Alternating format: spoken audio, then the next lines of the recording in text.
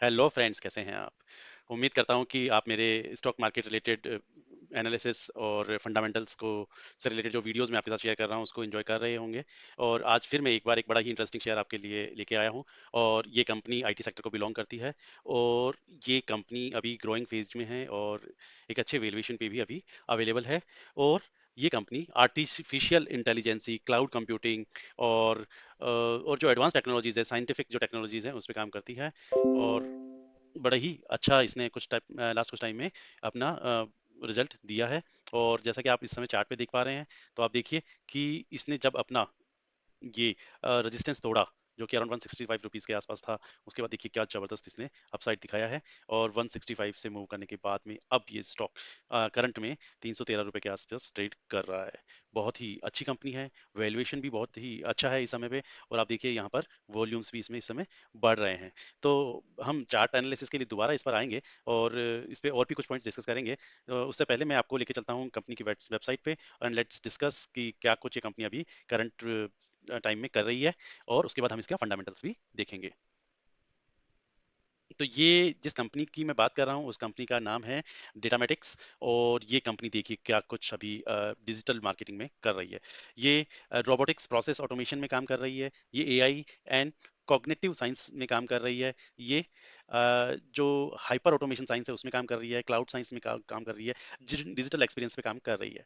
तो मैं ये मानता हूँ कि आपने क्लाउड कंप्यूटिंग का, क्लाउड एनवायरनमेंट का नाम पहले सुना होगा, डिजिटल मार्केटिंग का नाम पहले सुना होगा, आपने आर्टिफिशियल इंटेलिजेंस का नाम सुना होगा। पर शायद रोबोटिक्स प्रोसेसिंग ऑटोमेशन और कॉग्निटिव साइंस आपके लिए थोड़ा नया वर्ड हो सकता है आईटी सेक्टर के लिए, राइट? तो मैं आपको बताता हूँ कि क्या कुछ डिफरेंस है और क्यों ये कंपनी बाकी कंपनियों से एडवांस लेवल पे काम कर रही है। तो देखिए, आर्टिफिशियल इंटेलिजेंस का मतलब होता है कि आपने कोई सॉफ्टवेयर बनाया और वो सॉफ्टवेयर को आपने अपने कुछ कोडिंग्स दी कि वो जब प्रॉपर कोडिंग जब उसकी एग्जीक्यूट होंगी तो उसके बाद एक टास्क परफॉर्म होगा। सो इसको हम कुछ इस तरह से एग्जांपल के साथ कर सकते हैं कि आपने जैसे वॉशिंग मशीन है, वॉशिंग मशीन में आपने कपड़े डाल दिए, उसके बाद आपने एक टाइमर सेट कर दिया कि इतने टाइम में ये वॉश करेगा, उसके बाद में ये इसको ड्राई करेगा। तो ये इस तरह की आर्टिफिशियल इंटेलिजेंसी है। और इसको आप आज जो अभी करंट में जो आजकल वॉशिंग मशीन आ रही हैं, तो और जो आप और भी एडवांस इलेक्ट्रॉनिक्स आइटम देख रहे हैं जैसे फैंस हो गए, ट्यूबलाइट्स हो गए, उनको आप रिमोट से भी हैंडल कर सकते हैं। इवन सेंसर्स भी आजकल आ गए हैं कि गेट आप जैसे आप गेट के पास जाते हैं, उनके सेंसर्स उसको डिटेक्ट करते हैं और डोर अपने आप ओपन और क्लोज हो जाते हैं। तो ये सारी चीजें हैं आर्टिफिशियल इंटेलिजेंस से रिलेटेड। तो उसी का एक एडवांस वर्जन है। उस एडवांस वर्जन को हम बोलते हैं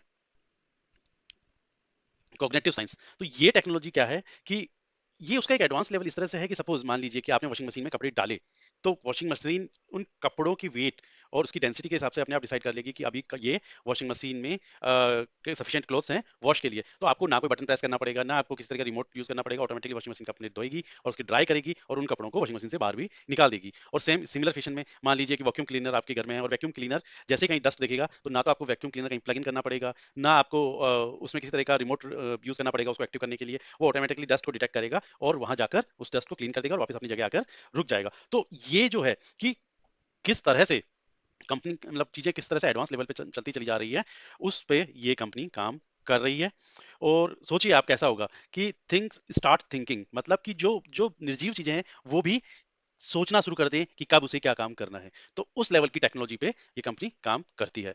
और जैसा कि मैंने आपको बताया कि क्या कुछ इसमें प्रोडक्शन किया है, कैसे क्या कुछ एडवांस टेक्नोलॉजी पे काम कर रहा है, इसके बाद चलो मैं आपको इसके फंडामेंटल्स पे लेके चलता हूँ।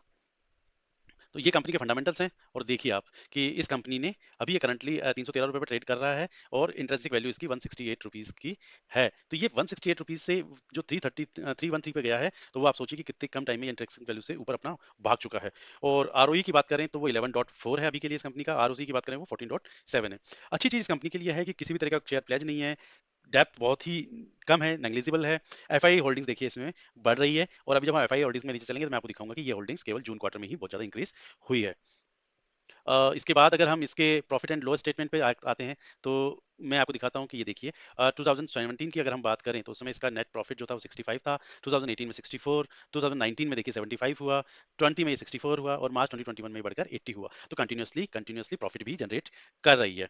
उसके बाद रिजर्व्स की अगर हम बात करें तो कंपनी के पास कंटिन्यूसली रिजर्व्स भी बढ़ रहे हैं। और करंट में मार्च 2020 में ये देखिए ये 686 इसके रिजर्व्स अभी हैं।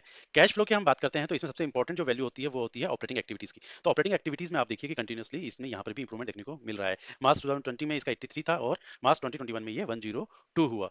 तो ये जब भी हम इस तरह की काउंटिंग की बात करते हैं तो ये हम बात कर रहे हैं कि रुपीज इन करोर्स। तो ये जब हम 102 की बात कर रहे हैं तो ये 102 करोर्स का इसका ऑपरेटिंग एक्टिविटी अभी का है।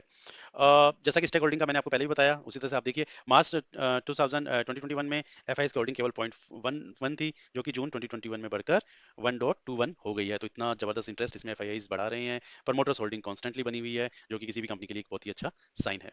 तो ये तो थे इसके फंडामेंटल्स, कंपनी क्या कुछ करती है, क्या कुछ फ्यूचर अपॉर्चुनिटीज इसके अंदर है, वो आपने देखा है। और अगेन ये इन्फोसिस का, विप्रो का, एचसीएल का और जो हैप्पीएस्ट माइंड है उनका एक बहुत ही स्ट्रॉन्ग कंपटीटर फ्यूचर में बनने वाला है।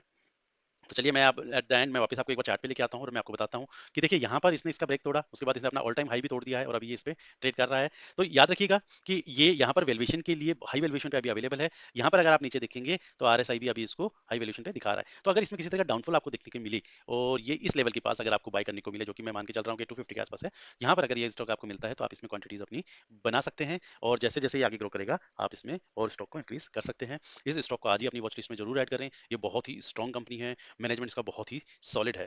तो आज के लिए इतना ही, और अगर आपको हमारी वीडियोस पसंद आ रहे हैं तो प्लीज़ हमारी वीडियोस को लाइक एंड सब्सक्राइब जरूर करें। Thank you.